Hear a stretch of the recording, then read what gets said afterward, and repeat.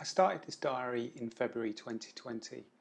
We had just returned from a really lovely holiday to Malaysia on December 31st. And over January, February, life was pretty much normal for us. We were going to meetings, I was talking to clients about new work, and then in sort of February, March time, we started hearing stories of this virus that was coming in from China, and it was only when it got to Italy, to Lombardy, that we realised how close to home it was. And that's when things started turning for me. I became a little bit more anxious. Everyone was talking about this crazy virus that was coming over, and then people started dying, which was super scary. For me, especially when I travel, I normally do these travel diaries. So I felt like I needed to do something that was creative to maybe try and understand a bit better what was happening with this situation. So this was very much a personal project for me to begin with. And it quickly grew into something much bigger than I anticipated. I was reading stories all over the world, things that were happening, and then one story would lead into another story, and you'd hear all these kind of crazy stuff that was going on all over the world, but then also the amazing good stuff that was going on as well. There was definitely elements of paranoia and anxiety throughout the whole situation, but there were also really amazing stories of humanity and how people were coming together and helping each other.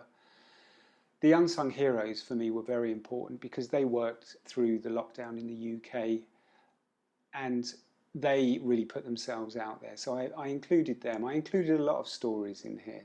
There's some fun bits in here. It's not all doom and gloom, that's for sure, but there is definitely much more about the virus and what was happening throughout the world and how different countries were dealing with the situation.